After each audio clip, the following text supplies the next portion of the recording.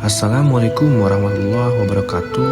Teman-teman semua, perkenalkan nama saya Robiansah dari Universitas Primagraha. Saya akan menjelaskan tentang refleksi apa yang sudah saya pelajari tentang mata kuliah motivasi. Jadi, pengalaman dan pemahaman baru mata kuliah motivasi memberikan saya pemahaman mendalam tentang konsep motivasi, baik dari segi teori maupun praktik. Saya belajar tentang berbagai teori motivasi seperti teori hierarki kebutuhan Maslow, teori IRG, teori harapan, dan teori penetapan tujuan. Selain itu, saya juga mempelajari faktor-faktor yang mempengaruhi motivasi, seperti faktor internal, misalnya kebutuhan, minat, nilai-nilai, dan faktor eksternal, misalnya lingkungan, penghargaan, hukuman.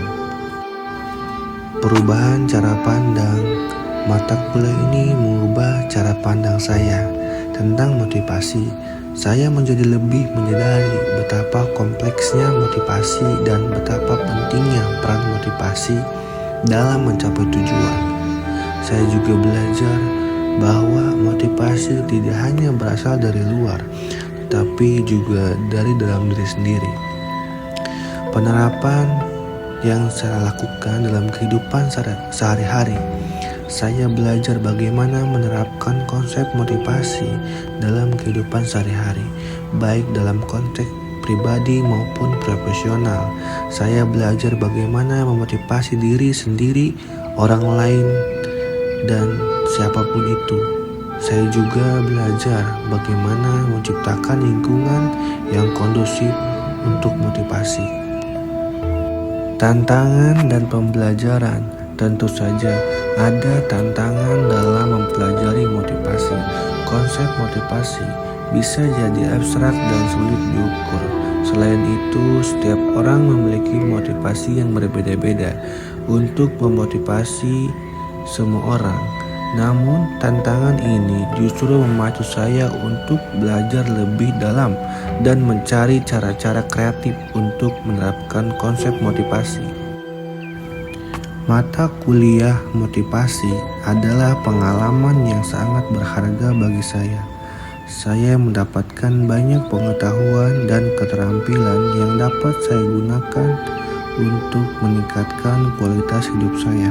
Saya juga menjadi lebih termotivasi untuk mencapai tujuan-tujuan saya.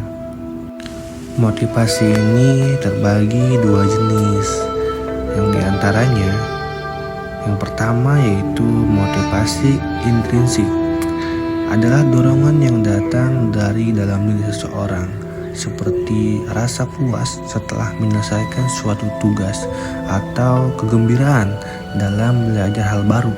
Biasanya orang yang termotivasi secara intrinsik melakukan sesuatu karena mereka menikmati prosesnya, bukan hanya karena ingin mendapatkan hadiah atau pengakuan.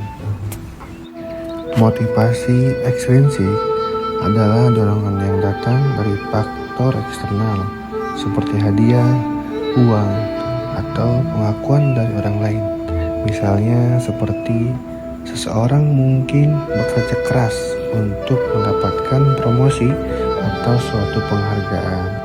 Peningkatan kesadaran diri, peningkatan motivasi belajar, peningkatan efektivitas pembelajaran, pengembangan diri yang berkelanjutan.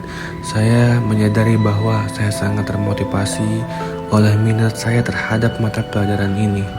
Namun, saya sering merasa kesulitan mengatur waktu belajar saya, sehingga saya merasa kewalahan. Saya akan mencoba menggunakan teknik Pomodoro untuk membantu saya fokus dan produktif.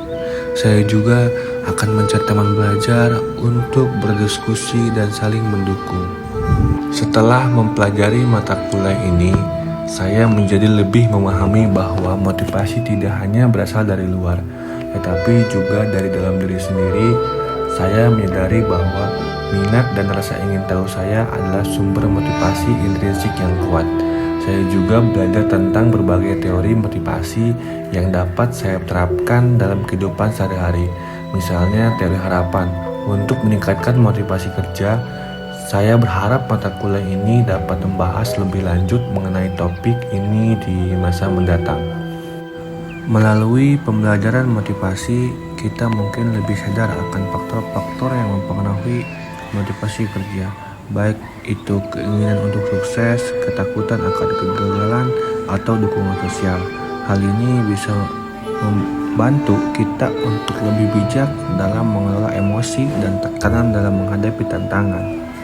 Mungkin hanya itu yang bisa saya jelaskan tentang refleksi mata kuliah motivasi. Kurang lebihnya mohon maaf. Assalamualaikum warahmatullahi wabarakatuh.